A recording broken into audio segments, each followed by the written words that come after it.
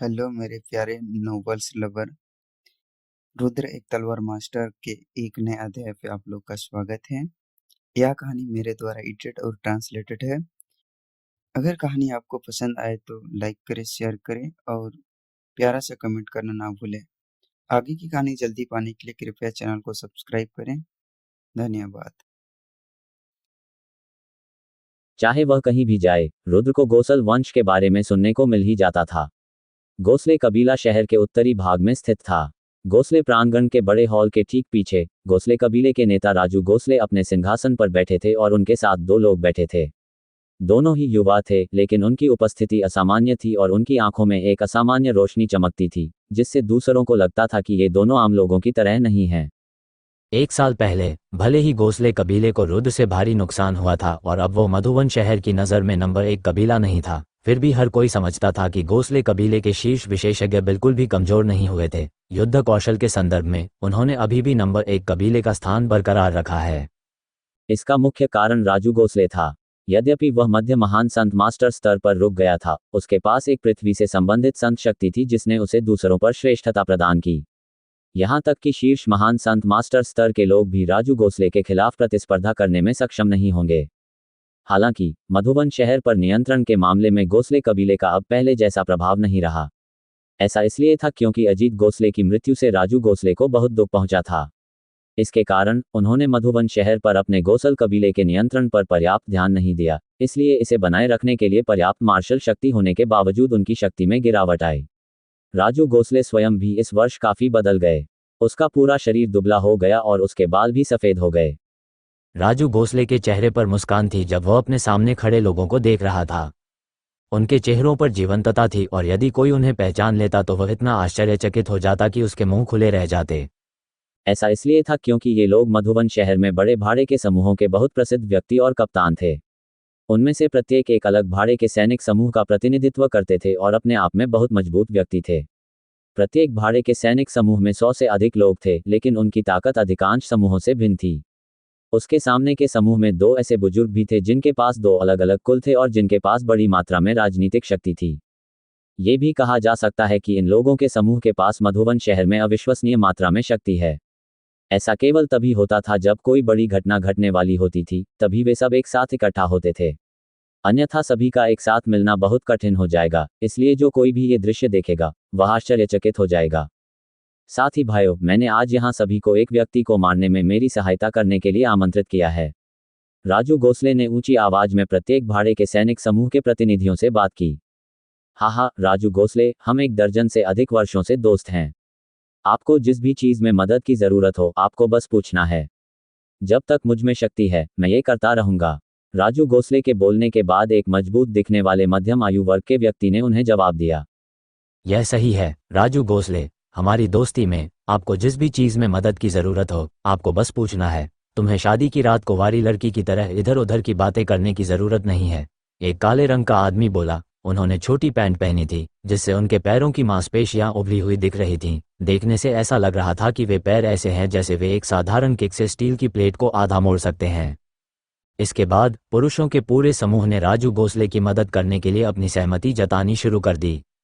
ये सुनकर राजू गोसले के चेहरे पर हल्की मुस्कान आ गई, मानो उसे कुछ याद आ गया हो। उसके चेहरे की मुस्कान तुरंत गायब हो गई।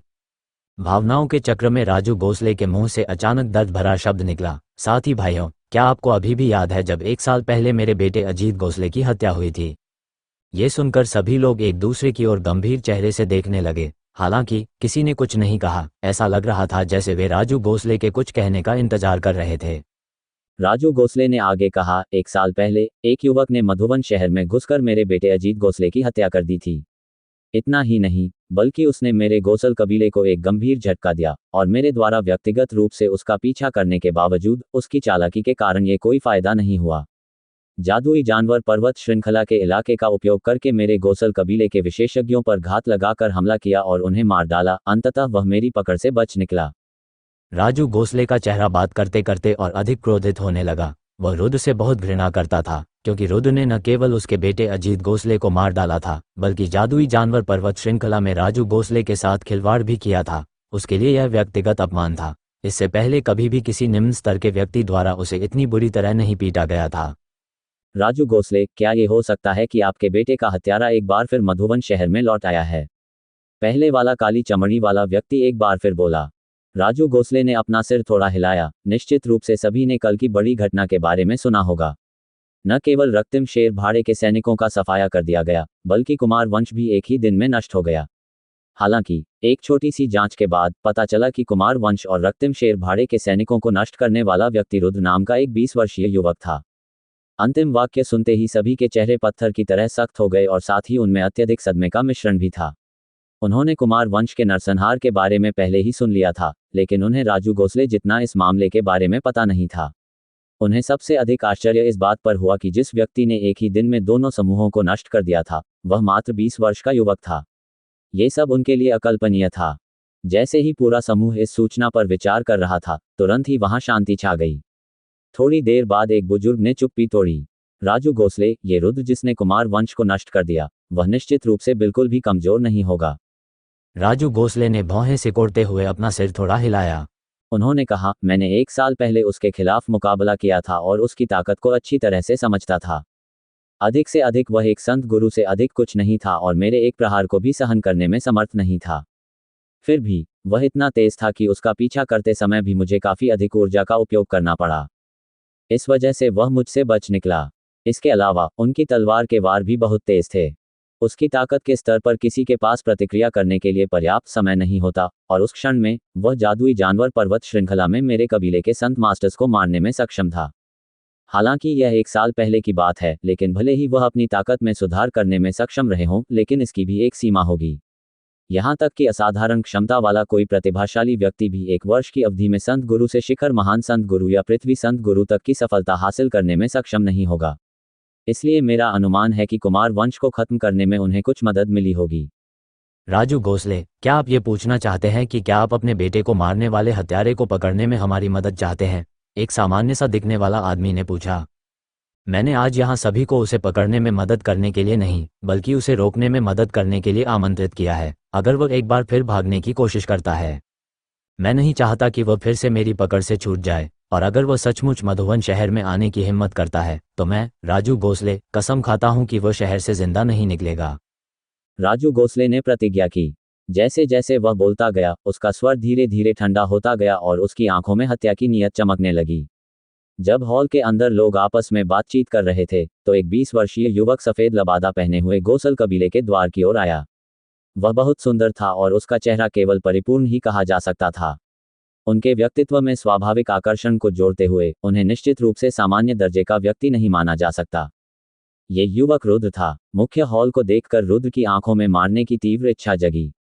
जब राजू गोसले ने उन्हें पहली बार मधुबन शहर से खदेड़ दिया था, तब की याद अभी भी उनके दिमाग में साफ थी। रुद्र सामान्यतः संकीर्ण मानसिकता वाले व्यक्ति नहीं थे, लेकिन गोसल कबीले के खिलाफ उन्होंने उन्हें जाने नहीं दिया। दयालुता का बदला दयालुता से दो और शत्रुता का बदला शत्रुता से दो। यदि दया की कोई बूंद बह रही हो, तो उसे दया की धारा से लौटाओ। यदि घृणा हड्डियों के भीतर गहराई तक अंकित हो, तो 100 गुना एहसान वापस करो। ये वह व्यक्तिगत आदर्श वाक्य था जिसे रुद्र अपने पिछले संसार में एक सन्यासी के रूप में अपने साथ लेकर चलते थे। आज भी रुद्र ने अपनी सोच नहीं बदली थी। गोसले कबीले का प्रांगण काफी सादा था, जिसके दरवाजे ऊंचे थे और बिना किसी समस्या के खुले रहते थे। अंदर देखने पर 8 मजबूत और लचीले आदमी दिखाई देते थे जो चमकीली निगाहों से घूरते रहते थे। रुद्र ने अपनी गति धीमी कर दी और शांतिपूर्वक खुले आंगन की ओर चल पड़ा, जैसे वह सैर कर रहा हो। वास्तव में उसे देखने से ऐसा लगता था कि उसमें जरा भी शत्रुता नहीं है।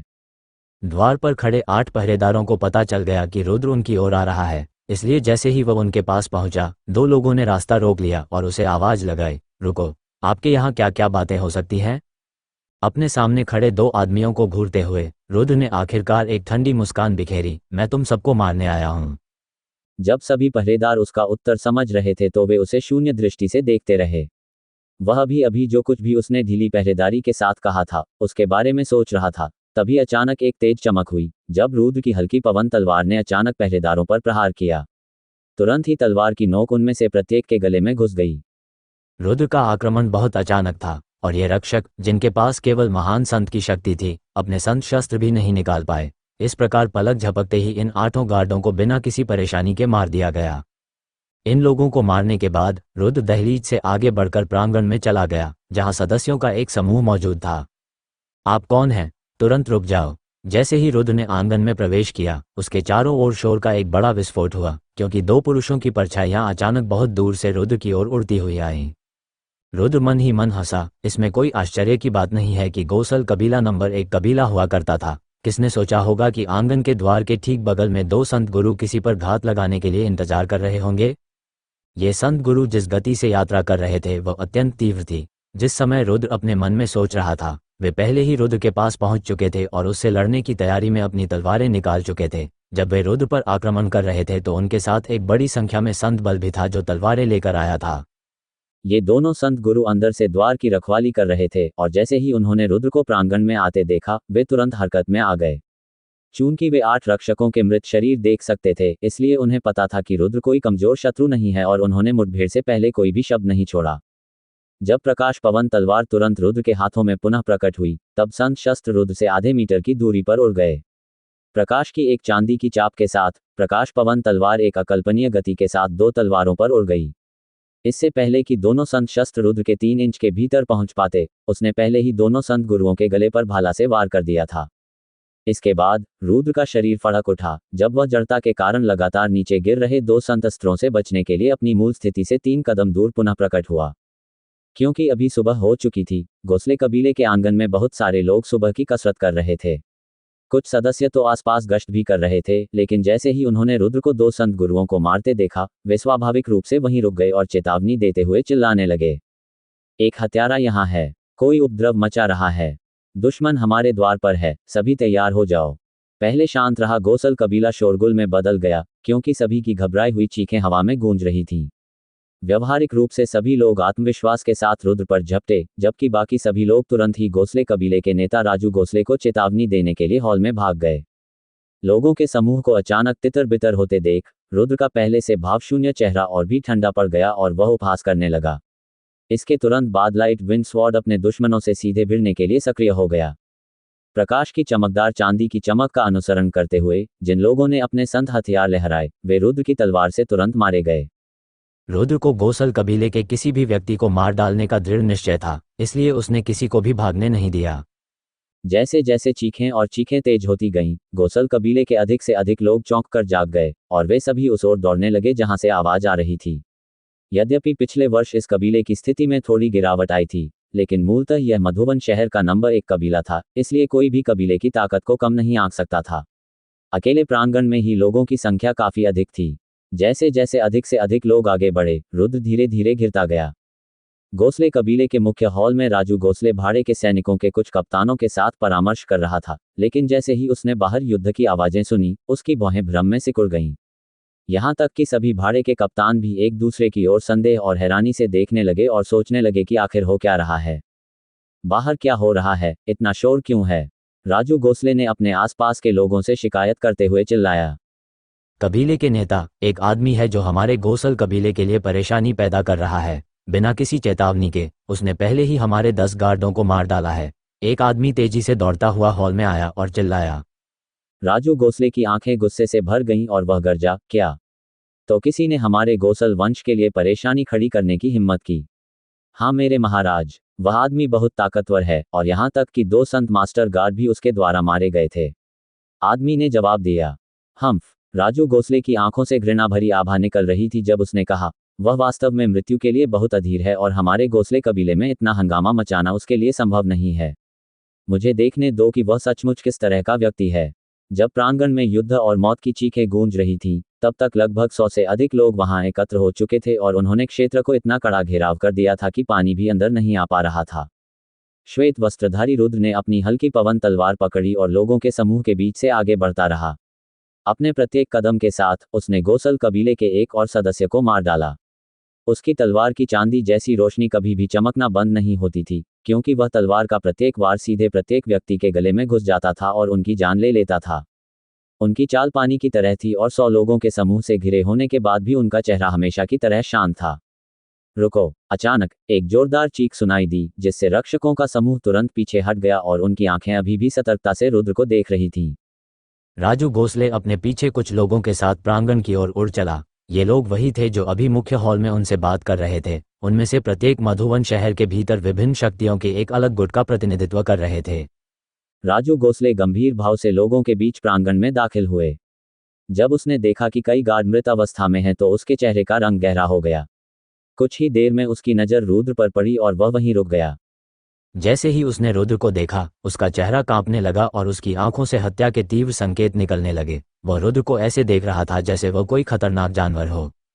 आप रुद्र हैं? राजू गोसले ने अपने चेहरे पर अपेक्षाकृत शांत भाव के बावजूद प्रत्येक शब्द को गुस्से में उगल दिया, हालांकि उसकी आंखों में हल्की सी लाली देखी जा सकती थी। रुद्र मुस्कुराया, गोसल कबीले के नेता, मुझे नहीं लगता था कि आप अभी भी मुझे याद करेंगे। राजू गोसले का पूरा शरीर अब कांप रहा था। उनके सामने ही उनके बेटे अजीत गोसले का हत्यारा मौजूद था। वह उसे कैसे भूल सकता है? यहाँ तक कि हर रात सपने में भी उसे रुद्र के अस्तित्व की याद आती रहती थी, हालांकि 1 साल पहले उसने उसे बहुत कम बार देखा था। फिर भी रुद्र का चेहरा राजू गोसले के मन की गहराइयों में हमेशा के लिए इस तरह अंकित हो गया कि वह उसे कभी भूल नहीं पाया। रुद्र, ये बूढ़ा आदमी तुम्हें ढूंढने के लिए तैयार था, लेकिन मैंने नहीं सोचा था कि तुम मेरे दरवाजे पर दस्तक देने की पहल करोगे। चूंकि यह ऐसा है, इसलिए आपको इस जगह से कभी भी जीवित बाहर पैर न रखने के लिए तैयार रहना चाहिए। राजू गोसले ने थूका, उसकी आंखें उसे बहुत शत्रुता से देख रही थीं। रुद्र ने तिरस्कार भरी मुस्कान के साथ कहा, राजू गोसले, तुम मुझे 1 साल पहले भागने से नहीं रोक सके, और अब 1 साल बाद हम यहाँ हैं और आप कह रहे हैं कि आप ऐसा करेंगे। अपने छोटे से गोसल कबीले के साथ आपके पास ऐसा करने की योग्यता नहीं है। ये सुनकर राजू गोसले की आंखें खतरनाक ढंग से चमक उठीं। जब संत गुरु ने रुद्र पर आरोप लगाया कि उसने जो कुछ किया था उसके बाद वह उससे बच निकला था, तो इससे उसके सम्मान पर एक ऐसा दाग लग गया था जिसे धोया नहीं जा सकता। हालांकि राजू गोसले को यह नहीं पता था कि उस समय रुद्र केवल एक शीर्ष स्तर का महान संत था, जो संत मास्टर क्षेत्र से काफी दूरी पर था। बेटे, आज मैं देखूंगा कि 1 साल पहले से तुम में कितना बदलाव आया है। गार्डो, उसके भागने के रास्ते बंद कर दो। राजू गोसले की बांह से पीली चमक बहने लगी, जैसे ही उसने नवनिर्मित युद्ध कुल्हाड़ी को जल्दी से पकड़ लिया और लड़ने के लिए रुद्र की ओर तेजी से उड़ चला। हाँ, एक ही दहाड़ के साथ राजू गोसले ने अपना युद्ध कुल्हाड़ा हवा में उठाया और एक गगनभेदी चीख के साथ उसे रुद्र की ओर घुमाया। रुद्र के चेहरे पर एक ठंडी हंसी उभर आई। 1 साल पहले राजू गोसले का ये जोरदार प्रहार रुद्र को रोकने के बजाय चकमा देने पर मजबूर कर देता, लेकिन अब स्थिति अलग थी। रुद्र की तलवार के चारों ओर एक हल्की चमक दिखाई देने लगी जब उसने बिना किसी डर के राजू गोसले के हथियार को रोकने के लिए अपनी तलवार को ऊपर उठाया। ये देखकर कि रुद्र उसके हमले से बचने की कोशिश नहीं कर रहा है, राजू गोसले की आंखों में चमक आ गई। उसने सोचा कि रुद्र मूर्ख है जो बचने की कोशिश नहीं कर रहा है। 1 साल पहले जब उसने उसके खिलाफ लड़ाई लड़ी थी, तो वह साफ तौर पर बता सकता था कि रुद्र उससे परास्त हो चुका है। आज उसे विश्वास ही नहीं होता कि रुद्र की शक्ति इतनी बढ़ गई है। एक तीखी आवाज के साथ युद्ध कुल्हाड़ी ने लाइट विंड स्वॉर्ड से टक्कर ली ताकि वह अपने संत बल से उसे तोड़ सके। डिंग, दोनों हथियार एक दूसरे से जोरदार धमाके के साथ टकराए, क्योंकि हथियारों के भीतर मौजूद संत बल ने एक दूसरे को प्रतिकर्षित किया और नंगी आंखों से दिखाई देने वाली ऊर्जा की विशाल तरंगों के रूप में बिखर गए। नीचे पत्थर के फर्श पर पहुंचते ही वे तुरंत टूट गए और इस तरह फूट गए मानो वे टोफू से बने हों और हर जगह मकड़ी के जाले जैसी दरारें फैल गईं। जब दोनों हथियार एक दूसरे से टकरा गए तो राजू गोसले की आंखें चौड़ी हो गईं और उसने अविश्वास से रुद्र की ओर देखा। उसकी आंखों में गहराई से भय झलकने लगा। उस एक बातचीत से राजू गोसले को रुद्र की ताकत का बेहतर अंदाजा हो गया। रुद्र की ताकत अब 1 साल पहले की तुलना में पूरी तरह से अलग थी। उस समय यदि रुद्र इतना तेज नहीं होता तो वह लगातार उससे बच नहीं पाता और राजू गोसले के पैर के नीचे एक चींटी की तरह मर जाता। लेकिन अब पहले से कमजोर चींटी एक शक्तिशाली अजगर बन गई थी जो उसके खिलाफ बराबरी के स्तर पर लड़ सकती थी। इस तथ्य ने राजू गोसले को अविश्वास से भर दिया। दरअसल राजू गोसले को लगा कि उसके सामने वाला रुद्र और अतीत वाला रुद्र 2 बिल्कुल अलग अलग व्यक्ति हैं। दोनों के बीच अंतर बहुत अधिक था। रुद्र लड़खड़ाते हुए कुछ कदम पीछे हट गया। यद्यपि वह राजू गोसले के प्रहार से स्वयं का बचाव करने में सक्षम था, फिर भी वह पूरी ताकत के मामले में उससे मुकाबला नहीं कर सकता था। यद्यपि राजू गोसले एक मध्यम महान संत गुरु थे और उनकी शक्ति रुद्र से कुछ हद तक अधिक थी, फिर भी ये पृथ्वी प्रदत्त संत शक्ति पर उनकी महारत ही थी जिसने वास्तव में उन्हें अत्यधिक श्रेष्ठता प्रदान की थी। यहाँ तक कि शीर्ष महान संत मास्टर भी युद्ध शक्ति के मामले में उनसे ज्यादा मजबूत नहीं थे। इस आक्रमण में रुद्र स्पष्ट रूप से कमजोर था। इसके विपरीत राजू गोसले अब भी वहीं खड़े हैं जहां वे पहले थे, हालांकि अब उसके पैर जमीन में 1 इंच और गहरे धंस गए थे। बेटे, मैंने नहीं सोचा था कि 1 साल के अंतराल में तुम्हारी ताकत इतनी ज्यादा बदल जाएगी। राजू गोसले ने रुद्र को घूर कर देखा। हालांकि इस बड़े बदलाव के बावजूद भी आप जीवित नहीं बच पाएंगे। ऐसा कहकर वह एक बार फिर रुद्र की ओर उड़ा। रुद्र की तलवार वाली भुजा राजू गोसले की ओर उड़ी तथा उसकी हल्की पवन तलवार के चारों ओर तीव्र मात्रा में तलवार क्यूई प्रवाहित होने लगी। तलवार क्यूई की मजबूत मात्रा के खिलाफ राजू गोसले ने बचने की जहमत नहीं उठाई। इसके बजाय उसने खुद का बचाव करने के लिए पृथ्वी गुण से प्रभावित युद्ध कुल्हाड़ी का इस्तेमाल किया।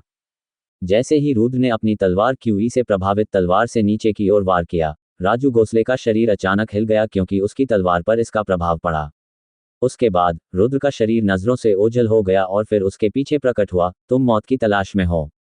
रुद्र को पीछे से अपनी ओर आते देख राजू गोसले की आंखें एक बार फिर खतरनाक तरीके से चमक उठी, क्योंकि उनका युद्ध कुल्हाड़ा सेंट फोर्स के साथ फट गया था और उन्होंने उसे घुमाया था। इस बार रुद्र ने इसका प्रतिकार करने की जहमत नहीं उठाई और इसके बजाय युद्ध कुल्हाड़ी को चकमा देने का निर्णय लिया। उसी समय उसकी हल्की पवन तलवार चांदी की रोशनी की एक लकीर बन गई और राजू गोसले के गले की ओर उड़ गई। उनकी तलवार राजू गोसले की कुल्हाड़ी से काफी अधिक तेज थी। जब तक राजू गोसले कुछ प्रतिक्रिया कर पाते तब तक हल्की पवन तलवार उनके गले पर चढ़ चुकी थी। यद्यपि राजू गोसले के साथ उनकी अंतिम मुठभेड़ ने उन्हें नुकसानदेह स्थिति में पहुंचा दिया था, लेकिन ताकत उनका सबसे मजबूत पक्ष नहीं थी। सच तो यह है कि रुद्र इतनी तेज गति पर निर्भर था कि उसका प्रतिद्वंद्वी समय पर प्रतिक्रिया नहीं कर पाता। कितनी तेज तलवार है, राजू गोसले ने आश्चर्य से कहा। हालांकि वह सैकड़ों लड़ाइयों का अनुभवी था, जल्दी ही बड़ी मात्रा में पृथ्वी संत बल बह निकला और उसके शरीर को घेर लिया। जब तक रुद्र की हल्की पवन तलवार ने राजू गोसले पर प्रहार किया, तब तक उसकी पृथ्वी संत शक्ति एक रक्षात्मक कवच की तरह उसके शरीर के चारों ओर पूरी तरह से बन चुकी थी। तलवार प्रभाव से थोड़ा हिली, फिर अपनी जगह पर रुक गई। अगले ही क्षण लाइट विंड स्वॉर्ड से तलवार क्यूई की तीव्र मात्रा आगे बढ़ी और पृथ्वी सेंट फोर्स की सुरक्षा को भेदते हुए राजू गोसले के गले की ओर बढ़ती गई। इस विलंब के कारण राजू गोसले सुरक्षित रूप से पीछे हट सके तथा जल्दी से अपनी कुल्हाड़ी तलवार पर पटक दी।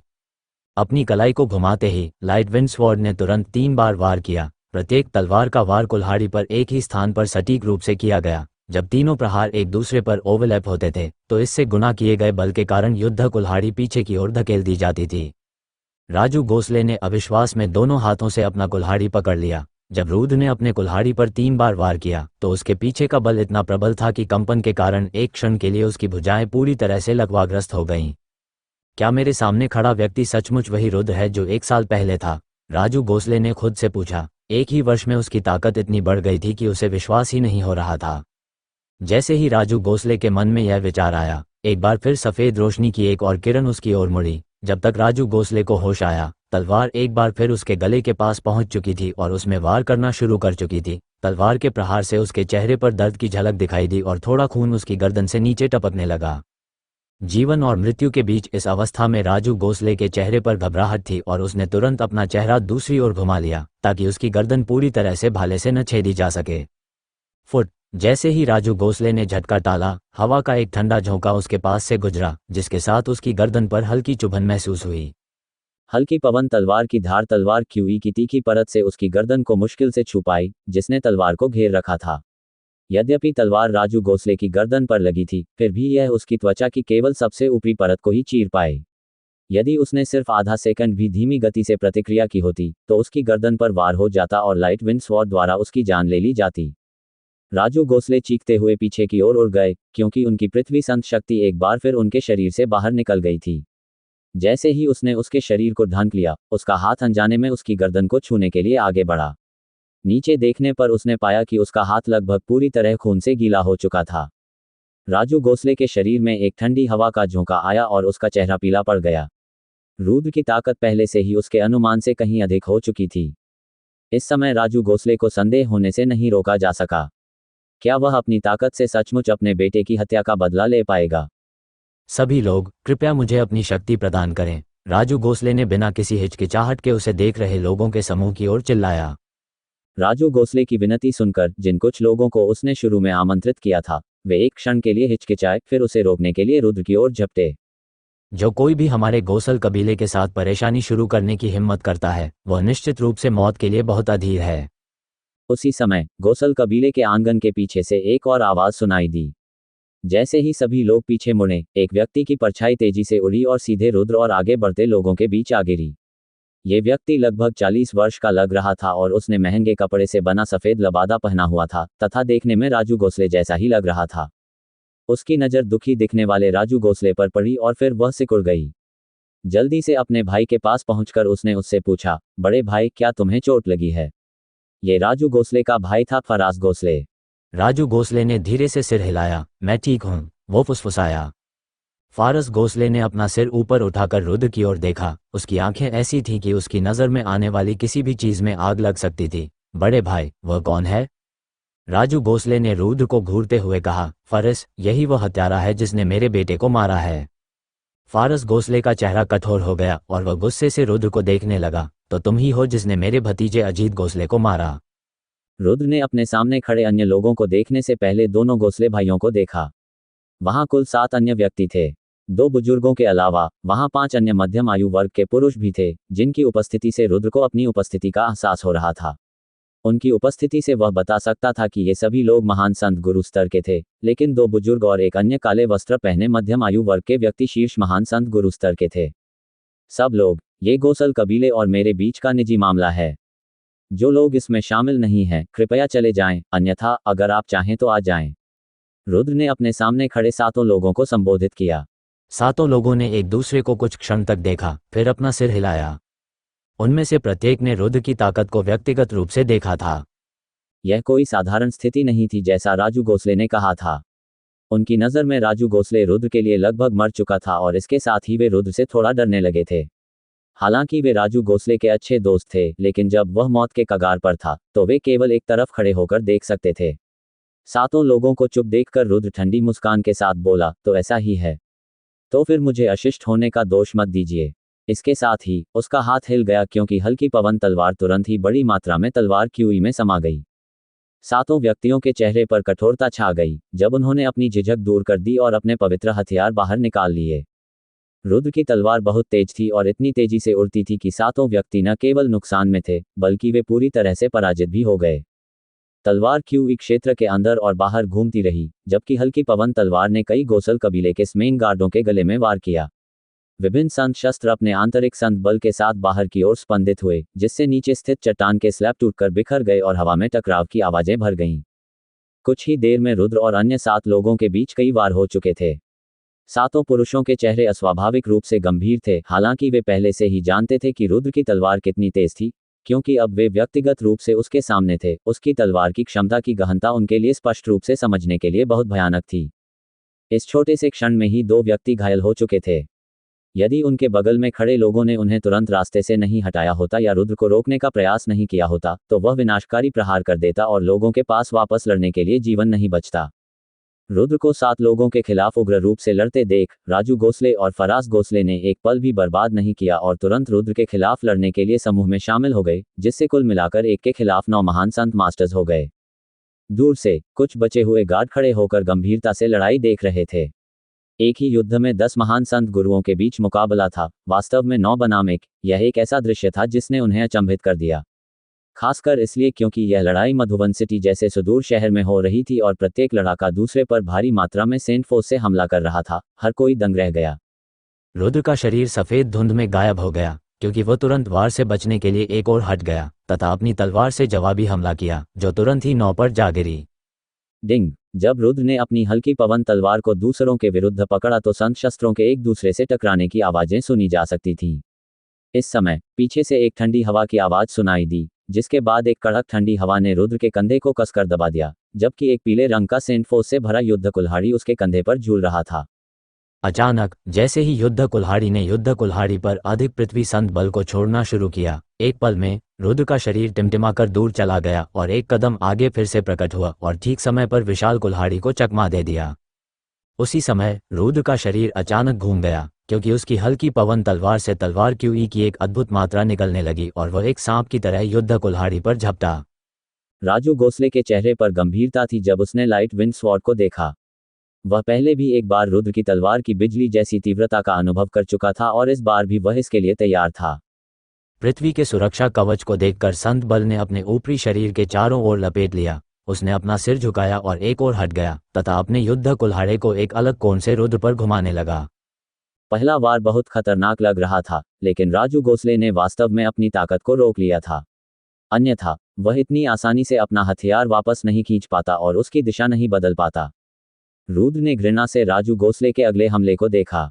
उसकी आंखों में हत्या की मंशा झलक रही थी, क्योंकि उसने अपने वार का रास्ता बदल दिया था ताकि वह राजू गोसले की हरकतों पर नजर रखे। इससे भी अधिक आश्चर्यजनक बात यह थी कि गति 3 गुना बढ़ गई थी। तलवार की गति में परिवर्तन देखकर राजू गोसले का चेहरा सदमे से पीला पड़ गया। एक क्षण में उसे एहसास हो गया कि वह तलवार को नहीं झटक सकेगा। प्रकाश पवन तलवार की अविश्वसनीय रूप से तेज नोक उसके शरीर के चारों ओर पृथ्वी संत बल कवच से टकराई। ये केवल क्षण भर के लिए रुकी, इससे पहले की रक्षा, जो सबसे मजबूत रक्षात्मक विशेषता के रूप में जानी जाती है, तुरंत बिखर गई। एक क्षण में प्रकाश पवन तलवार ने अपनी खोई हुई गति वापस पा ली और उसके गले पर झपटी तथा उसके बचाव को मक्खन में गर्म चाकू की तरह छिन्न भिन्न कर दिया। अचानक जब राजू गोसले मृत्यु के कगार पर था, एक मुड़ी हुई तलवार हल्के पवन तलवार पर भारी रूप से गिरी, जिससे तलवार का मार्ग तुरंत अपने मूल लक्ष्य से भटक गया। जब लोगों ने देखा कि राजू गोसले की लंबी दाढ़ी का एक हिस्सा काट दिया गया है तो बालों की कुछ लंटें हवा में धीरे धीरे तैरने लगी, लेकिन यह उनकी जान के लिए चुकाई गई एक छोटी सी कीमत थी। राजू गोसले का माथा अब पसीने से भर गया था। यदि वह तलवार न होती तो वह जीवित और सांस लेते हुए वहां खड़ा नहीं हो पाता। रुद्र की तलवार न केवल बहुत तेज थी, बल्कि वह इतनी फुर्तीली भी थी कि राजू गोसले ने इसकी उम्मीद भी नहीं की थी। फिर बाकी सातों को अंततः रुद्र को मारने का अच्छा मौका मिल गया। उसे मारने के लिए एक साथ मिलकर 8 ऋषि अस्त्र एक ही समय में विभिन्न कोनों से रुद्र की ओर उड़े। संत बल की बड़ी मात्रा ने लगभग इस तरह कार्य किया जैसे कि ये दबाव का एक जाल था जिसने रुद्र को भीतर से जकड़ लिया था और भागने के किसी भी संभावित रास्ते को बंद कर दिया था। रुद्र ने नाक सिकोड़ते हुए अपनी हल्की पवन तलवार वाली बांह हिलाई और तुरंत राजू गोसले की ओर हमला बोल दिया। उन 7 अन्य लोगों की दृष्टि में जो उस पर हमला कर रहे थे, ऐसा लग रहा था जैसे वह उनकी दृष्टि से ओझल हो गया हो। रुद्र की संपूर्ण शक्ति के सामने महान संत गुरुओं का विपक्ष केवल 3 तलवार के वारों से ही आत्मविश्वास के साथ अपना बचाव कर सका। जब उनकी हल्की पवन तलवार ने उन्हें पीछे हटने के लिए दबाव डाला, तो रुद्र ने एक और हरकत की और तुरंत गोली की तरह राजू गोसले की ओर आगे बढ़ गया।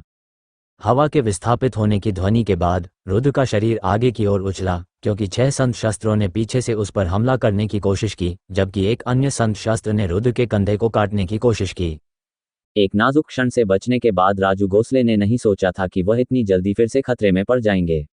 उसका चेहरा एक बार फिर चौंकने से नहीं बच सका जब उसने महसूस किया कि हल्की पवन तलवार फिर से उसके गले की ओर बढ़ रही थी। तुरंत ही अपने बचाव के लिए उसने अपना युद्ध कुल्हाड़ा निकाला तथा बड़े युद्ध कुल्हाड़े ने तलवार से अपने शरीर के ऊपरी आधे हिस्से को बचाने की कोशिश की। अगले ही क्षण राजू गोसले को अचानक महसूस हुआ कि उनकी संत शक्ति द्वारा बनाया गया सुरक्षात्मक घेरा एक बार फिर टूट गया। संकट के इस क्षण में अपनी विशालकाय कुल्हाड़ी को मुट्ठी में बंद करके राजू गोसले ने केवल अपने गले में तेज चुभन महसूस की। रुद्र ने राजू गोसले के गले पर पीछे से वार किया।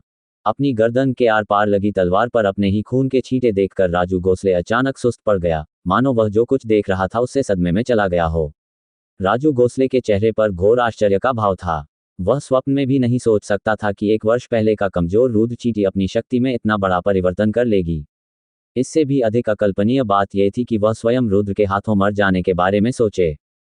मूलतः जब राजू गोसले ने पहली बार सुना था कि किस प्रकार रुद्र नामक एक युवक ने कुमार वंश का सफाया कर दिया है, तो उनका पहला विचार उस युवक के बारे में आया था जिसने 1 वर्ष पूर्व उनके बेटे अजीत गोसले की हत्या की थी। उसने सोचा था कि रुद्र को कुमार वंश को मारने में मदद मिली थी, लेकिन यह सोचना भी राजू गोसले के लिए अकल्पनीय था कि रुद्र कुमार वंश को कैसे मार सकता है, जो गोसले वंश से कमजोर था। फिर भी यह उसके लिए चिंता का विषय नहीं था, क्योंकि गोसल कबीले की ताकत कहीं अधिक थी। यदि वह कुछ मजबूत लोगों को अपने साथ एकजुट कर लें तो वह मधुवन शहर में शक्ति का प्रतीक बन जाएंगे। राजू गोसले ने कुछ अच्छे मित्रों को आमंत्रित किया और यहाँ तक कि विभिन्न कुलों के 2 अन्य शक्तिशाली लोगों के साथ मिलकर काम किया, ताकि रुद्र द्वारा लाई जाने वाली सहायता से निपटा जा सके या कम से कम ये सुनिश्चित किया जा सके कि वह भाग न जाए। आखिरकार 1 साल पहले रुद्र उसके कुछ वार भी नहीं झेल पाया था, इसलिए आज वह दिन था जब राजू गोसले ने सोचा था कि वह आखिरकार अपने बेटे की मौत का बदला लेगा। अतीत के रुद्र की तुलना में रुद्र में इतना बड़ा परिवर्तन देखना वास्तव में अविश्वसनीय था, जो अपनी कमजोर ताकत के कारण केवल लोगों पर घात लगाकर हमला कर सकता था और भाग सकता था। 1 वर्ष की अवधि में रुद्र की नई शक्ति ने आसमान को पलट दिया था और एक कमजोर व्यक्ति को एक शक्तिशाली विशेषज्ञ में बदल दिया था, जो 1 या 2 पूरे कुलों को मारने में सक्षम था। राजू गोसले के दिमाग में अचानक ये विचार आए थे, लेकिन उस पल भी उन्हें यही लग रहा था कि जो कुछ भी उनकी आंखों के सामने हो रहा था वह एक सपने से ज्यादा कुछ नहीं था। वह एक महान संत गुरु थे, उनके भाई भी एक महान संत गुरु थे, और यहाँ तक कि उनके साथ के अन्य 7 लोग भी महान संत गुरु थे, लेकिन वे रुद्र को मारने या पकड़ने में भी सक्षम नहीं थे। यह एक दुष्स्वप्न के अलावा और क्या हो सकता है? राजू गोसले अवाक रह गए और उनके शरीर के भीतर की जीवन शक्ति बाहर निकलने लगी। धीरे धीरे उनका अनिच्छुक चेहरा जमीन की ओर गिरने लगा। फराज गोसले और अन्य 7 लोग बेहोश पड़े राजू गोसले को अविश्वास भरी नजरों से देख रहे थे।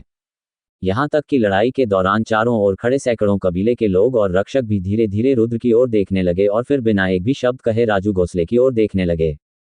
मधुवन शहर के नंबर 1 कबीले के नेता, एक पृथ्वी विशेषता संत बल के साथ एक महान संत मास्टर राजू गोसले गिर गया था।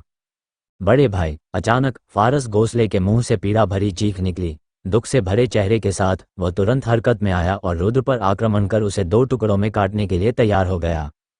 उसकी विस्फोटक प्रतिक्रिया देखकर रुद्र की आंखें सिकुड़ गईं। हल्की पवन तलवार ने जैसे ही फराज गोसले की तलवार पर प्रहार किया, तलवार के भ्रम की झड़ी लग गई। जब दोनों ने संपर्क किया तो एक और धातु की अंगूठी की आवाज सुनी गई, क्योंकि बड़ी मात्रा में ऊर्जा स्पंदित हुई और हवा को हिलाकर दोनों हथियारों से दूर उड़ गई।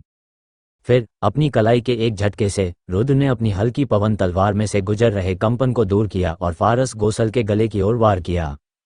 हल्की पवन तलवार को सीधे अपनी ओर आते देख फारस गोसले ने अपनी बाह में सुन्नापन और अपने हाथ में पकड़ी हुई हिलती हुई तलवार को रोका और तुरंत तलवार को ऊपर उठा लिया। रुद्र की तलवार इतनी तेज थी कि अगर फरास को तैयारी के लिए कुछ और समय दिया जाता तो वह 1-2 वार से खुद को बचा सकता था।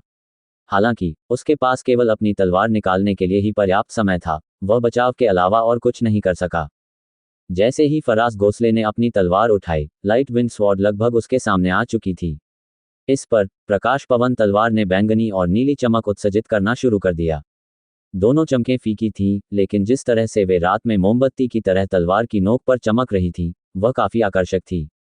जैसे ही प्रकाश पवन तलवार की नोक ने फारस गोसले की तलवार के चौड़े हिस्से को स्पर्श किया, वैसे ही हल्की नीली और बैंगनी चमक भी प्रकट हुई। जैसे ही चमक ने मोटी तलवार को छुआ, उन्होंने धीरे धीरे हथियार को पिघलाना शुरू कर दिया और दरारें बन गईं। तुरंत हल्की पवन तलवार ने दरारों को भेद दिया। नीले और बैंगनी रंग की चमक के सामने फारस गोसले की तलवार टोफू के टुकड़े की तरह थी। पच! हल्की पवन तलवार की तीखी नोक ने तलवार के शेष भाग को तोड़ दिया, जिससे फरास गोसले को बहुत धक्का लगा तथा वह उसके गले में घुस गई। ये देखकर कि किस प्रकार रुद्र की हल्की पवन तलवार फरास गोसले के गले तक पहुंच गई थी, शेष 7 लोग तुरंत ही अपनी आंखें और जबड़े खोलकर चुप हो गए। इससे भी अधिक, वे फारस गोसले की तलवार के टूटे हुए अवशेषों को स्तब्ध भाव से घूर रहे थे। ये तथ्य कि रुद्र के पास 9 महान संत मास्टर्स के खिलाफ लड़ने के लिए पर्याप्त ताकत थी, ने उन्हें पहले ही बहुत चौंका दिया था, लेकिन अब जब उन्होंने रुद्र को एक महान संत मास्टर के संत हथियार के माध्यम से भला मारते देखा, तो वे इस बिंदु पर असंगत थे। यदि किसी संत हथियार को संत बल दिया जाए, तो वह और भी अधिक दृढ़ हो जाएगा तथा अपने स्वामी के साथ साथ उसकी शक्ति में भी वृद्धि होगी। यदि किसी संत अस्त्र का उपयोग उसी स्तर के किसी अन्य व्यक्ति के विरुद्ध लड़ने के लिए किया जाए, तो चाहे वे दोनों कितनी भी देर तक या कितनी भी अधिक लड़ाई क्यों न करें, किसी भी संत अस्त्र को खरोंच तक नहीं आएगी। यदि कोई संत शस्त्र को खरोंचना चाहे, विशेष रूप से एक महान संत मास्टर के संत शस्त्र को, तो यहाँ तक कि एक पृथ्वी संत मास्टर भी आसानी से ऐसा करने में सक्षम नहीं होगा। हालांकि रुद्र ने बिना किसी कठिनाई के इसे अंजाम दिया था और बिना किसी परेशानी के इसे पकड़े हुए महान संत मास्टर को मारने के लिए भाले को सीधा मार डाला था। इस तरह की उपलब्धि से 7 महान संत गुरुओं को संदेह हुआ कि रुद्र गुप्त रूप से स्वर्ग संत गुरु स्तर का विशेषज्ञ था। फारस गोसले का चेहरा सदमे से भर गया जब उसने अपने गले में तलवार देखी। जैसे ही उसका शरीर बंद होने लगा और उसने खुद को मौत के हवाले कर दिया, फारस गोसले खुद को रोक नहीं सका और खुद से एक आखिरी सवाल सोचने लगा, आखिर रुद्र ने अपने संत हथियार को कैसे वार किया। यद्यपि यह प्रश्न उसके मन में था, तथापि तलवार उसके गले में लगी होने के बावजूद भी फारस गोसले ये प्रश्न नहीं पूछ सका। अंत में वह केवल अपने आप से ही इस प्रश्न के बारे में सोचता रहा और धीरे धीरे जमीन पर गिर पड़ा। उसकी आंखें खाली आसमान की ओर देखती रहीं और फिर कभी बंद नहीं हुई। इसके बाद रुद्र ने अन्य 7 की ओर शुद्ध अछूते हत्या के इरादे से देखा। हल्की पवन तलवार चांदी की तरह चमकने लगी, क्योंकि उसने और भी अधिक तलवार क्यूई को बाहर निकाला, मानो रुद्र की मारक आभा का जवाब दे रही हो। अन्य 7 लोगों को स्पष्ट रूप से आभास हो गया कि रुद्र उन्हें मारने का इरादा रखता है। उनके चेहरे पीले पड़ गए। यदि रुद्र राजू गोसले को मारने में सफल हो जाता तो वे लोग चौंक जाते, लेकिन जिस तरीके से उसने ये सब किया, उससे वे लोग पूरी तरह से भयभीत हो गए थे। पीले चेहरे वाले अन्य 7 लोगों को स्पष्ट रूप से पता चल गया कि रुद्र उन्हें मारने का इरादा रखता है। यदि रुद्र राजू गोसले को मारने में सफल हो जाता तो वे लोग चौंक जाते, लेकिन जिस तरीके से उसने ये सब किया, उससे वे लोग पूरी तरह से भयभीत हो गए थे। जब रुद्र ने इतनी आसानी से फराज गोसले के संत हथियार को भेद दिया था, तो उसने ये प्रदर्शित कर दिया था कि यदि वह चाहे तो 7 महान संत गुरुओं को उतनी ही आसानी से मार सकता है, जितनी आसानी से एक चींटी पर पैर रखकर। यद्यपि संत हथियार मनुष्य का हथियार था, लेकिन यह उनके जीवन के साथ उनके संबंध का भी प्रतीक था। यदि उनका संत हथियार टूट गया, तो वे मर जाएंगे। यदि वे इतने दुर्भाग्यशाली भी हो जाएं कि जीवित बच जाएं, तो भी उनकी हालत अपंग से अधिक नहीं होगी। उनकी आंखों के सामने ही ठोस सबूत था कि रुद्र बिना किसी परेशानी के उनके ऋषि अस्त्रों को आसानी से नष्ट कर सकते हैं। ये सोचकर कि वे जीवन और मृत्यु के बीच की पतली रेखा पर चल रहे थे, उन्हें अंदर तक झटका लगा था। अब तक वे 7 अपनी लड़ाकू भावना खो चुके थे और रुद्र को पहले से अलग भाव से देख सकते थे, लेकिन उनके चेहरों पर अभी भी काफी भय समाया हुआ था। रुकना, साथी भाई कृपया अपना हाथ रोक लो। ये देखकर कि रुद्र उन्हें द्वेषपूर्ण दृष्टि से देख रहा था, उनमें से एक वृद्ध ने जल्दी से उसे पुकारा और अपने ऋषि अस्त्र को पुनः अपने शरीर में समाहित कर लिया, मानो वह रुद्र का शत्रु बनने में अपनी अनिच्छा दर्शा रहा हो। तब रुद्र ने कहा, क्या तुम्हारे प्रति नरमी बरती जाएगी? ये सुनकर कितनी अजीब बात हुई। अभी कुछ देर पहले ही मैंने तुमसे कहा था कि इसमें शामिल मत हो, लेकिन तुम फिर भी इसमें शामिल हो ही गए, इसलिए मुझे दोष मत दो। रुद्र के शब्दों से 7 एक क्षण के लिए डर गए, फिर पहले बोले हुए बड़े ने एक बार फिर कहा, जूनियर, यह एक गलतफहमी के अलावा और कुछ नहीं है। हम गोसल कबीले से नहीं हैं और हमें केवल उनके द्वारा आमंत्रित किया गया था। आज अगर आप हमें जाने देंगे तो हम आपका शुक्रिया अदा नहीं कर पाएंगे। ठीक है जूनियर, अगर तुम हमें आज जाने दोगे तो हम तुम्हें तहे दिल से शुक्रिया कहेंगे। दूसरे बुजुर्ग ने जल्दी से कहा। इस महत्वपूर्ण मोड़ पर, जो उनके जीवन का फैसला करने वाला था, दोनों बुजुर्गों ने जीवित रहने के बेहतर अवसर के लिए पहले ही अपना उच्च कुलीन पद त्याग दिया था। रुद्र द्वारा फराज गोसले को मारने की विधि ने पहले ही उनकी सुरक्षा को पूरी तरह बेकार बना दिया था।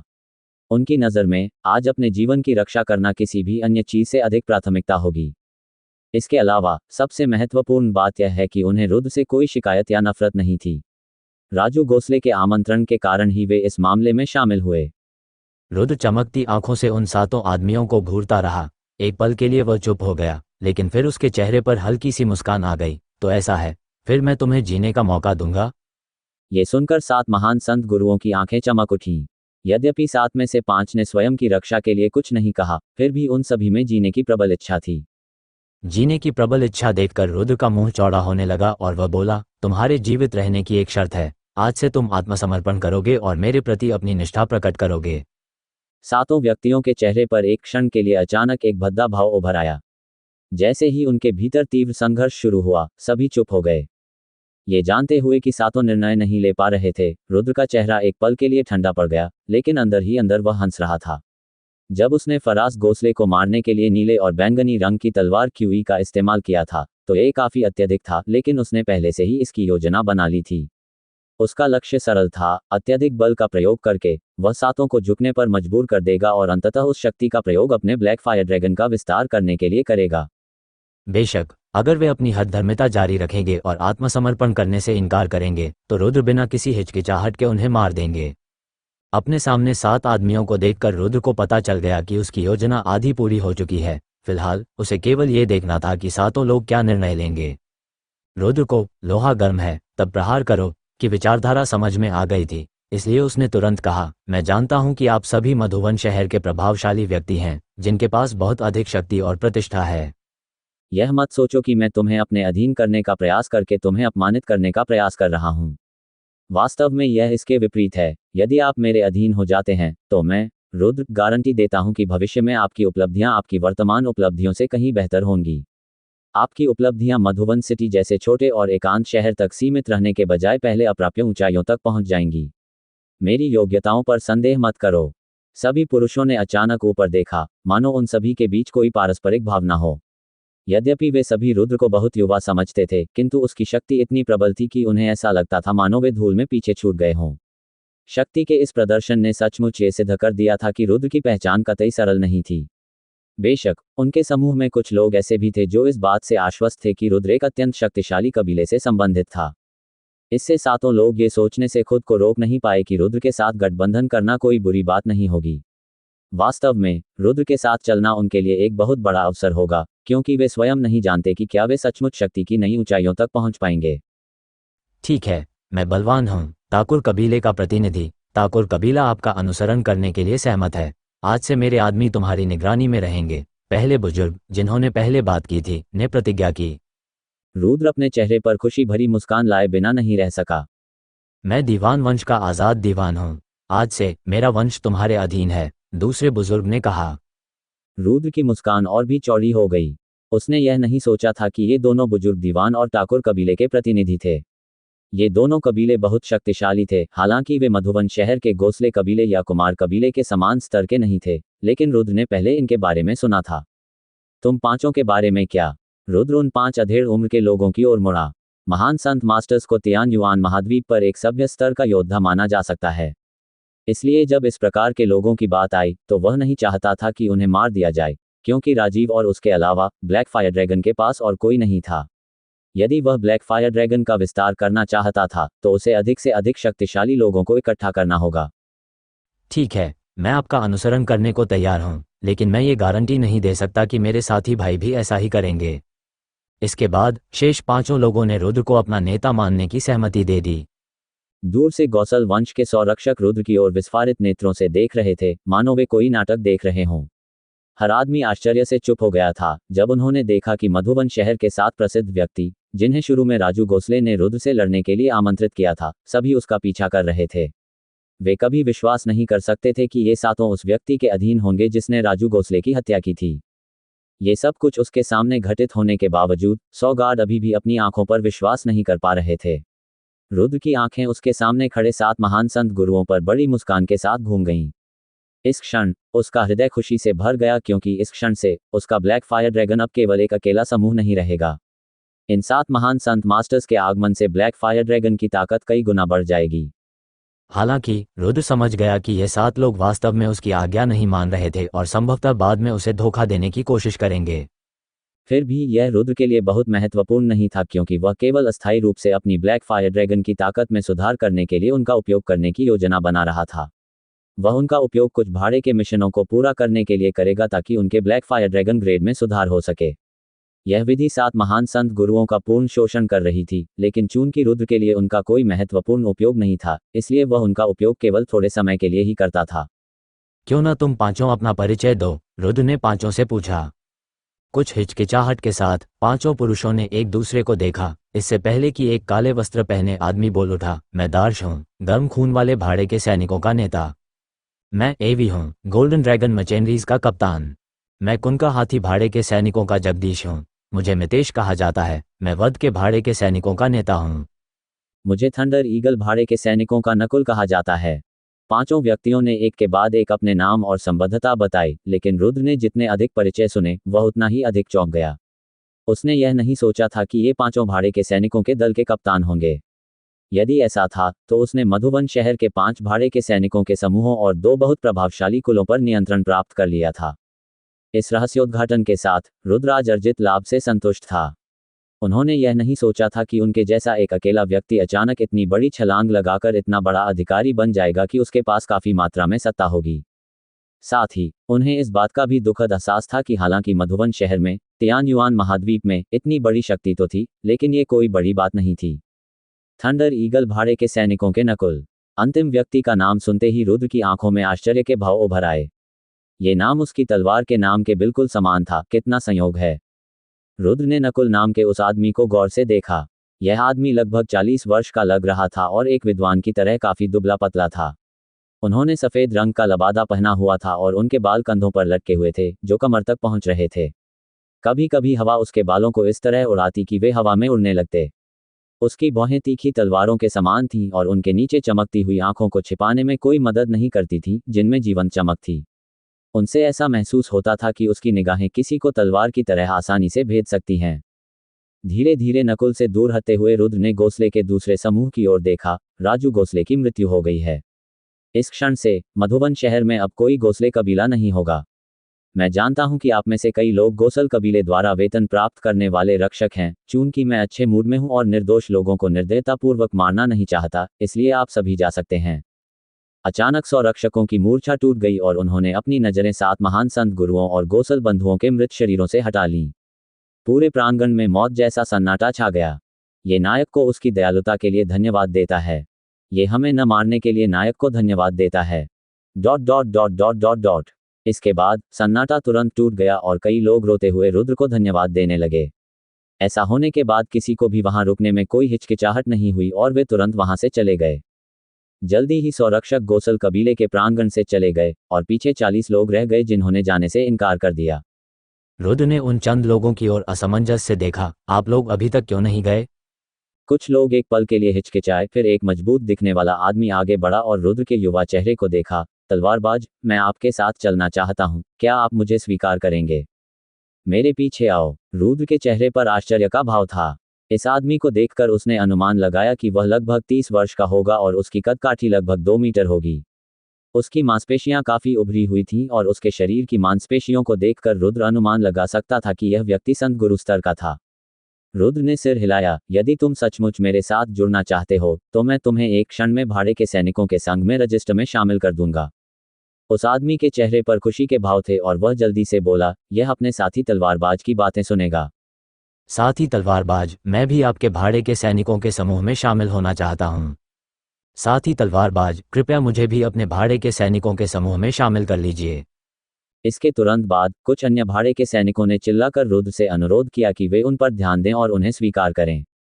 यद्यपि रुद्र ने राजू गोसले को मार डाला था, इनमें से कई लोग केवल गोसले कबीले द्वारा नियुक्त किए गए थे और उनका राजू गोसले से कोई अन्य संबंध नहीं था।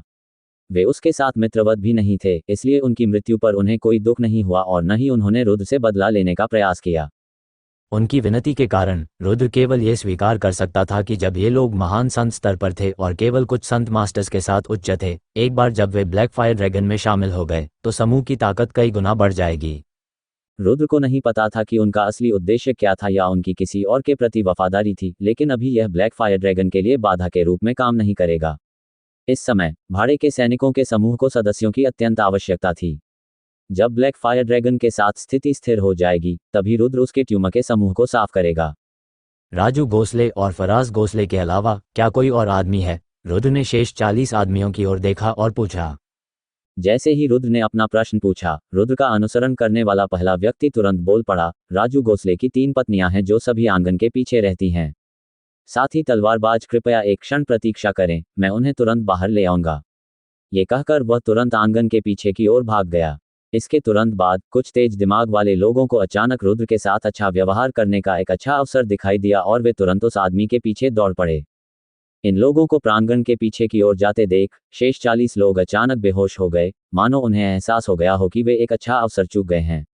उन आदमियों को आंगन के पीछे गायब होते देखकर ऐसा लग रहा था कि उनकी आंखों में हत्या का काला इरादा था। रुद्र ने उन लोगों को देखा और अपने चेहरे पर एक हल्की सी ठंडी मुस्कान लाए बिना न रह सका। उनके हाव भाव से रुद्र ने तुरंत ही इस बात को समझ लिया तथा उनके चेहरों पर भी इसका प्रभाव पड़ा, परंतु उसने इस बारे में कुछ नहीं किया।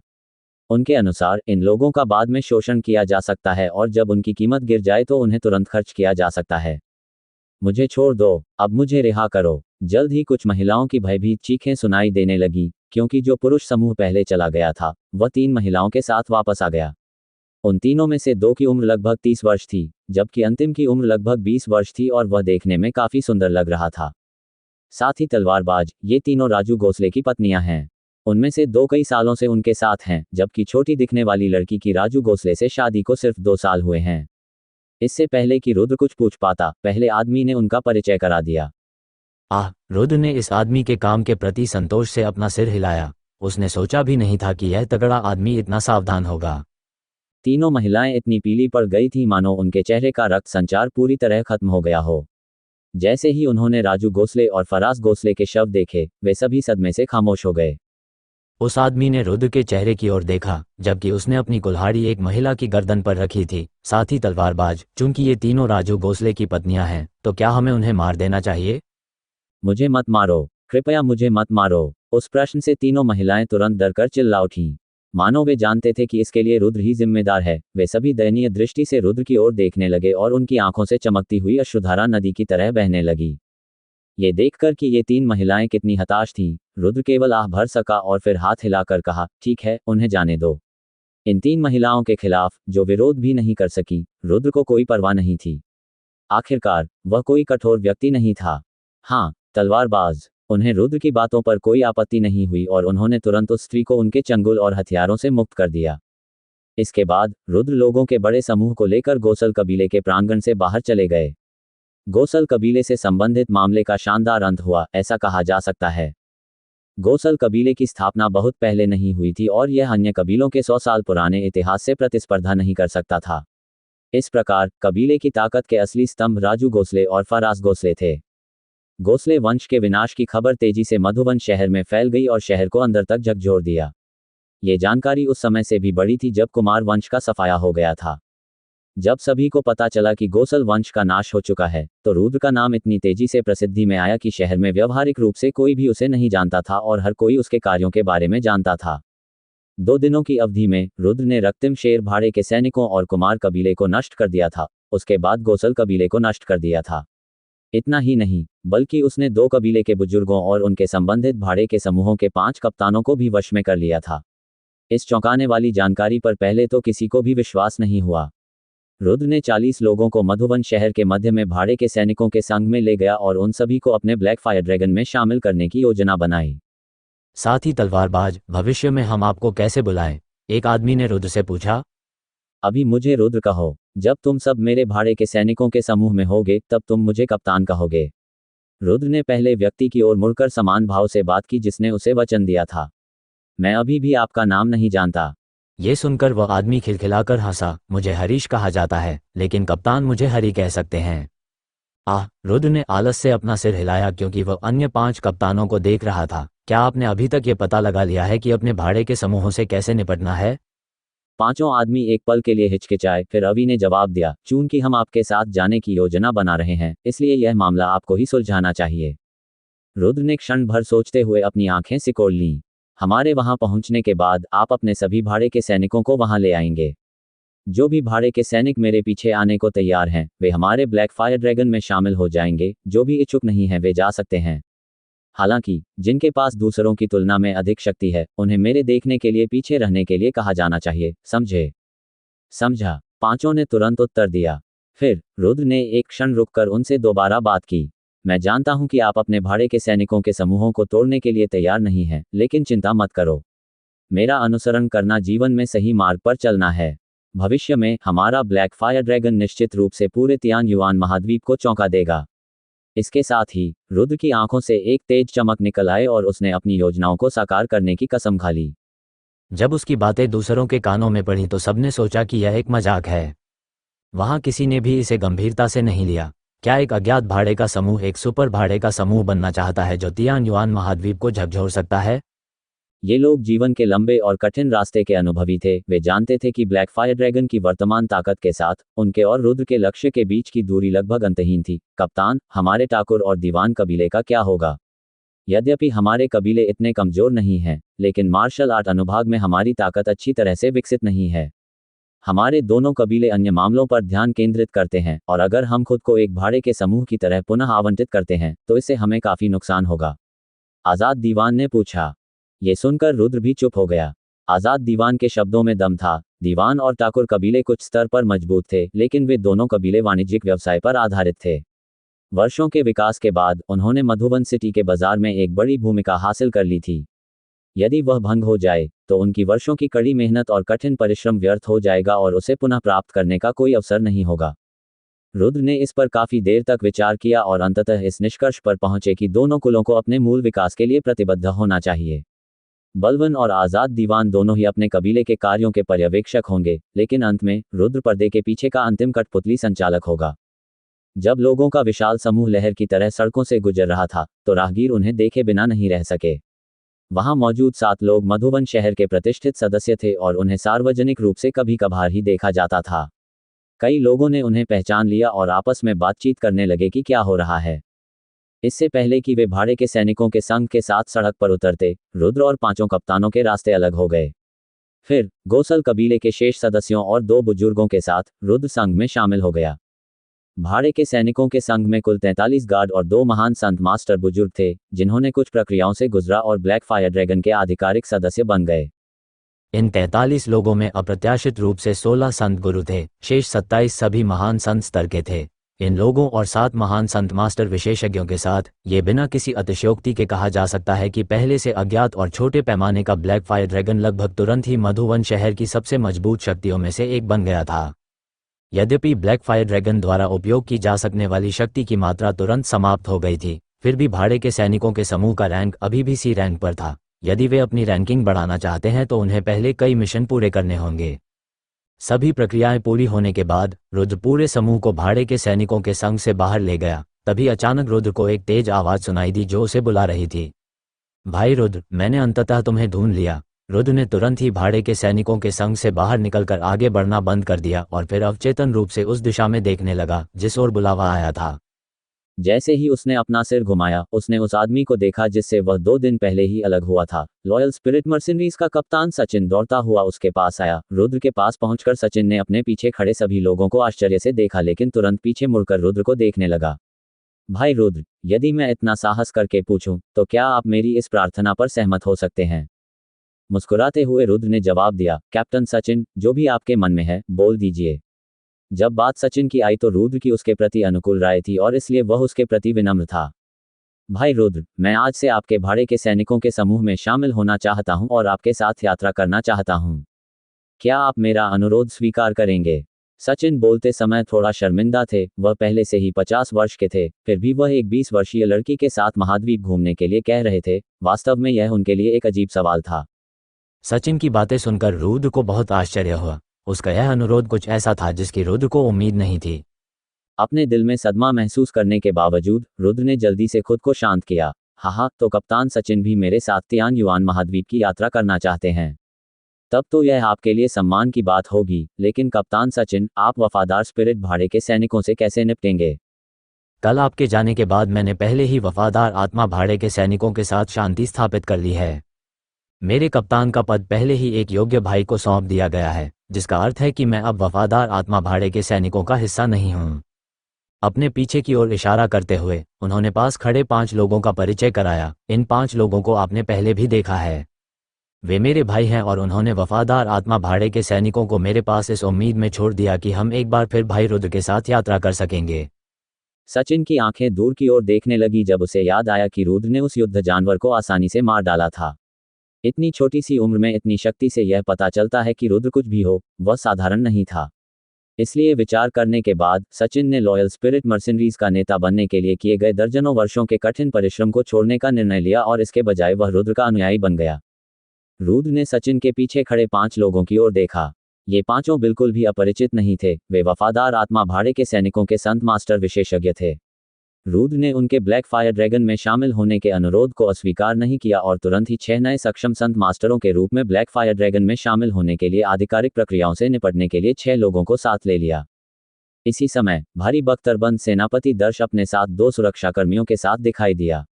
तुरंत रुद्र के पास जाकर उसने अपने दोनों हाथ जोड़े और मुस्कुराते हुए कहा, भाई रुद्र, भगवान चाहते हैं कि तुम कुछ महत्वपूर्ण मामलों पर एक छोटी सी बातचीत के लिए उनके भवन में आओ। मधुबन नगर के स्वामी का निमंत्रण कुछ ऐसा था जिसे रुद्र स्वीकार नहीं कर सकते थे। इसके अलावा उसके पास अभी भी कुछ महत्वपूर्ण काम था जिसमें भगवान इकबाल मदद कर सकते थे। कमांडर दर्श, कृपया जाने से पहले मेरा काम खत्म होने तक प्रतीक्षा करें। रुद्र ने भी जवाब में अपने हाथ जोड़े। अभी तक उसने सदस्यों के लिए पदों और कार्यों को व्यवस्थित नहीं किया था और यदि वह इसका ध्यान नहीं रखता तो बहुत से लोग असंतुष्ट हो जाते, जिससे रुद्र बचना चाहता था। वह ठीक है, चूंकि मैंने वह सब कह दिया है जो मुझे कहना था, इसलिए अब मैं पहले यहां से चला जाऊंगा। कमांडर दर्श ने एक क्षण के लिए रुद्र की ओर देखा, फिर अपने पीछे खड़े लोगों की ओर देखा। फिर बिना कुछ और कहे उन्होंने भाड़े के सैनिकों का संग छोड़ दिया। कमांडर दर्श के चले जाने के बाद रुद्र भी अपने समूह के साथ भाड़े के सैनिकों का संग छोड़कर चला गया।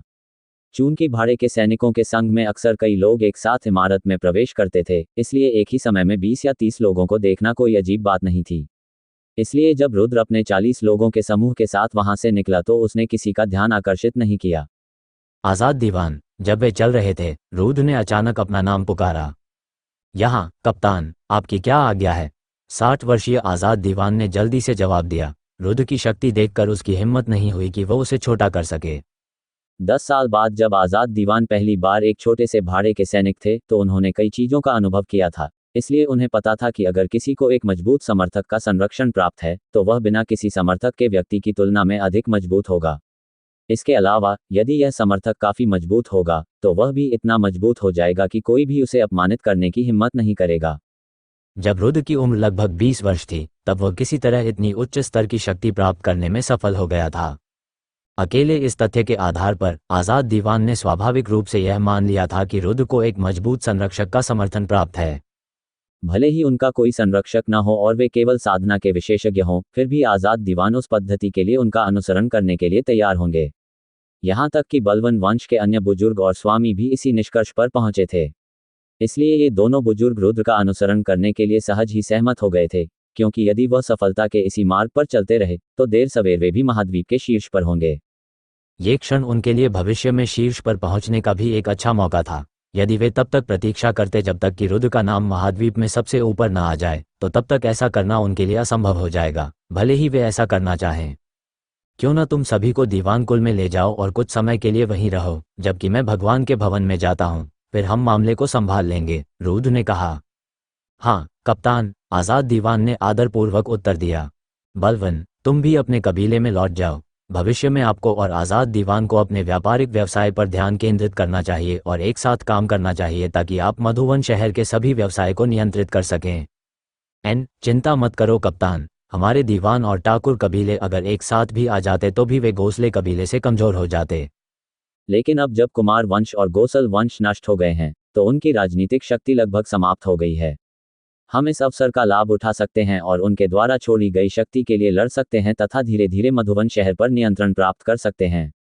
हालांकि इस समयावधि में हमें अच्छी मात्रा में मार्शल शक्ति की भी आवश्यकता होगी, क्योंकि मधुवन शहर की कई शक्तियों को आसानी से धमकाया नहीं जा सकता है। यदि वे सभी एकजुट हो जाएं, तो हमारे दीवान और ठाकुर कबीले उनके विरोधी होने के लिए पर्याप्त नहीं होंगे, बलवान ने कहा। रुद्र ने सहमति में अपना सिर हिलाया और फिर बोला, इस बारे में ज्यादा चिंता मत करो। अभी मधुवन शहर जादुई जानवरों द्वारा आक्रमण किए जाने के कगार पर है। जब ये खत्म हो जाएगा तब हम इस बारे में बात करेंगे। ब्लैक फायर ड्रैगन सदस्यों को कुछ निर्देश देने के बाद रुद्र तुरंत नगर स्वामी के भवन की ओर रवाना हो गया। जब रुद्र नगर के राजा के भवन में पहुंचा, तो द्वार पर खड़े पहरेदारों ने उसका रास्ता रोककर विनम्रता से पूछा, क्या आप महाराज रुद्र हैं? ठीक है, यह मैं हूँ। रुद्र ने शांति से गार्ड को देखा। महाराज रुद्र, कृपया एक क्षण प्रतीक्षा करें, मैं जाकर भगवान को सूचित करता हूँ। रुद्र की पहचान की पुष्टि करने के तुरंत बाद गार्ड हवेली में भाग गया। उस आदमी को हवेली में गायब होते देख रुद्र को जरा भी अधीरता महसूस नहीं हुई। इसके बजाय वह दरवाजे के पास इंतजार करने लगा। कुछ ही देर बाद महंगे कपड़े पहने एक बाल अचानक अंदर से बाहर आया। अरे भाई रुद्र, तुम गेट के बाहर क्यों खड़े हो? अरे, मेरे गार्ड के प्रति कितनी असावधानी है, कृपया अंदर आइए और बैठिए। रुद्र के पास पहुंचते ही इकबाल के चेहरे पर सौहार्दपूर्ण मुस्कान थी। बदले में मुस्कुराते हुए रुद्र इकबाल के पीछे अतिथि कक्ष में चला गया, जहां वे बातचीत करने लगे। शांतिपूर्ण कमरे में इकबाल और रुद्र बैठने ही वाले थे कि रुद्र ने पूछा, नगर के स्वामी मुझसे क्या बात करना चाहते हैं? इकबाल ने अचानक गहरी सांस ली और उसके चेहरे से मुस्कान गायब हो गई तथा वह अत्यंत गंभीर भाव में आ गया। भाई रुद्र, आपके आगमन के बाद हमारे मधुवन नगर की शक्ति बहुत कम हो गई है। इस समय जादुई जानवरों के आक्रमण के कारण दबाव पहले से कहीं अधिक है। इकबाल के चेहरे पर कड़वाहट थी, जैसे वह चिंतित हो। इकबाल की बात सुनकर रुद्र मुस्कुराया। प्रभु, यदि आप इस प्रश्न का उत्तर दें, तो क्या पिछली तरंगों में कभी भी कक्षा 5 के किसी जादुई जानवर की उपस्थिति थी? रुद्र के प्रश्न के बारे में सोचते हुए इकबाल का चेहरा और भी गंभीर हो गया। हाँ, जादुई जानवर की लहरें हर दर्जन से 20 साल में आती हैं। और पिछले रिकॉर्ड के अनुसार मधुवन शहर की स्थापना से लेकर अब तक 20 से अधिक लहरें आ चुकी हैं। इसके अलावा श्रेणी 5 के जादुई जानवर के साथ 5 घटनाएं दर्ज की गई हैं। इनमें से प्रत्येक अवसर पर हमारे मधुवन शहर को भारी क्षति हुई तथा उन्हें मारने की भारी कीमत चुकानी पड़ी। अंतिम घटना के समय हम एक किंग सिटी से संपर्क करने में कामयाब रहे, जहां उन्होंने एक पृथ्वी संत मास्टर को वहां आने और उससे निपटने के लिए भेजा। तो उस समय हमारे मधुवन शहर को ज्यादा नुकसान नहीं हुआ। ओह, जब आप इसे इस तरह कहते हैं, तो कक्षा 5 के जादुई जानवर के हमला करने की संभावना बहुत अधिक नहीं होती है। रुद्र ने विश्वास भरी मुस्कान के साथ कहा, भगवान इकबाल, आपको चिंता करने की आवश्यकता नहीं है। मैं, रुद्र, जादुई जानवर लहर से मधुवन शहर की रक्षा के लिए अपनी पूरी ताकत लगाऊंगा। जब तक वहां कोई वर्ग 5 जादुई जानवर नहीं होगा, तब तक कोई समस्या नहीं होगी। भले ही हमने राजू गोसले और 3 अन्य महान संत मास्टर विशेषज्ञों को खो दिया है, लेकिन ये किसी भी तरह से कमतर हुए बिना इसकी पूरी तरह भरपाई करने में सक्षम होगा। हाँ, रुद्र भाई, आपके इन शब्दों से तो मुझे निश्चित रूप से राहत मिलेगी। मेरा मानना है कि रुद्र उन लोगों में से नहीं है जो काम करने से पहले बोलते हैं। रुद्र की बात सुनते हुए इकबाल की तनी हुई भौहें धीरे धीरे ढीली पड़ गईं। यद्यपि उसने स्वयं रुद्र की शक्ति कभी नहीं देखी थी, फिर भी उसे इस बात का एहसास था कि वह कितना शक्तिशाली है, यदि वह अकेले ही कुमार वंश और गोसल वंश को नष्ट कर सकता है। महाराज, कुछ बड़ी बात घटित हुई है।